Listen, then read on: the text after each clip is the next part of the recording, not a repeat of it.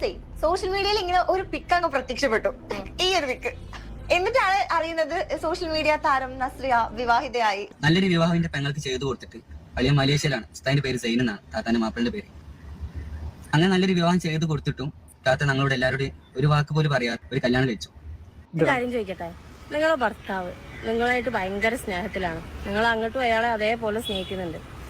അങ്ങനെ ഇരിക്കുന്ന സമയത്ത് പെട്ടെന്ന് ഒരു ദിവസം നിങ്ങൾ അയാളെ ഫോണിൽ നിന്ന് പിടിക്കുക, അല്ലെങ്കിൽ വേറൊരാൾ വഴി നിങ്ങൾ അറിയണം അയാൾ വേറൊരു കല്യാണം കഴിച്ചു, അതിൽ കുട്ടികളുണ്ട് എന്നൊക്കെ അറിഞ്ഞു കഴിഞ്ഞാൽ എന്തായിരിക്കും നിങ്ങളറിയാം?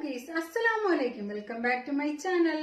ഒരു വർഷം മുൻപ് നസ്രിയ സുൽത്താന ഒരു അന്യമതസ്ഥനൊപ്പം ചാടിപ്പോയി എന്ന് പറഞ്ഞിട്ട് ഉണ്ടായ പുകിലുകളൊക്കെ അറിയാമല്ലോ.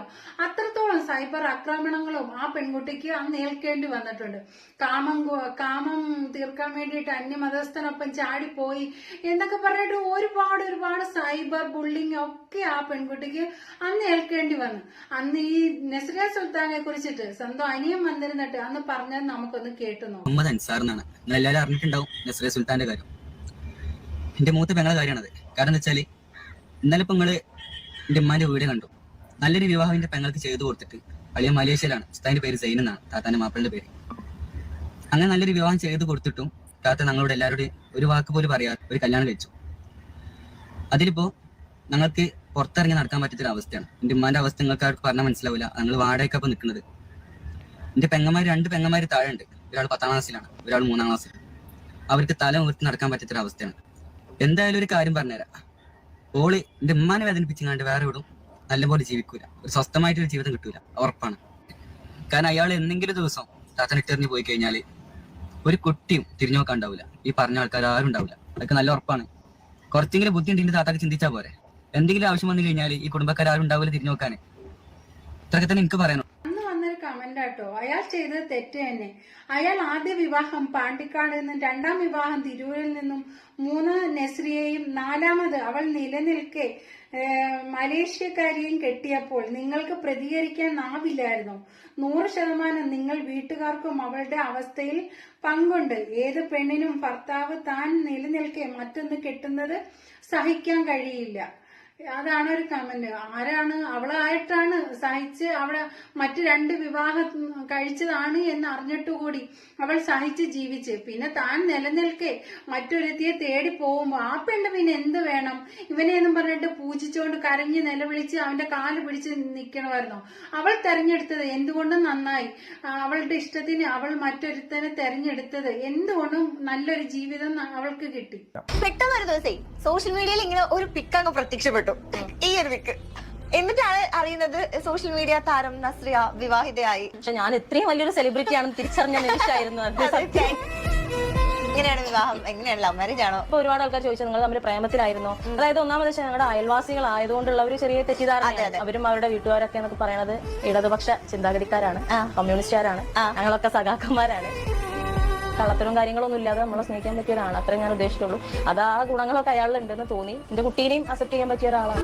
കൂട്ടാക്രമണത്തിനിരയായ നസ്രിയ സുൽത്താനെ ഈ ചെറുപ്രായത്തിൽ തന്നെ ഒരു 3ാം കെട്ടുകാരന് കല്യാണം കഴിച്ചു കൊടുത്ത ആ വീട്ടുകാരുടെ ഒരു മാനസികാവസ്ഥ, അവർക്ക് അവരുടെ ഇല്ലായ്മ കൊണ്ടാണ് അങ്ങനെ ചെയ്തത് എന്നാണ് പറയുന്നത്.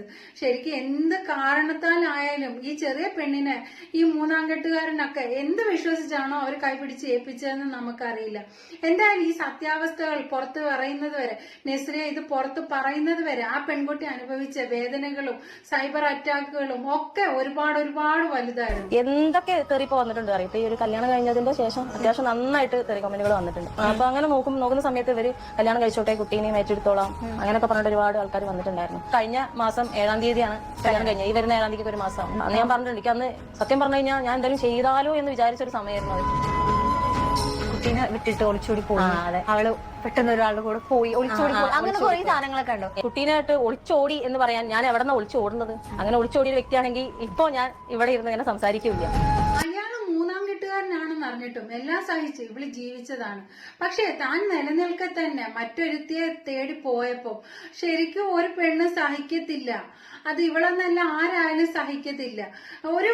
നമ്മളുടെ ഒരു അഭിമാനമാണ് അവിടെ ഒരു ക്ഷതം സംഭവിക്കുന്നത്. മറ്റൊരുത്തിയെ തേടി നമ്മുടെ ഹസ്ബൻഡ് പോകുമ്പോൾ നമ്മുടെ അഭിമാനമാണ് നമുക്ക് അവിടെ ക്ഷതം സംഭവിക്കുന്നത്. ഒരു പെണ്ണിന് സഹിക്കാൻ പറ്റത്തില്ല. ഇവള് പിന്നെ എന്ത് വേണമായിരുന്നു? സഹിച്ച് ക്ഷമിച്ച് 4മതും കെട്ടി അവനെ വീണ്ടും തിരക്കി പിടിച്ച് ഇവിടെ ഇരിക്കണമായിരുന്നോ?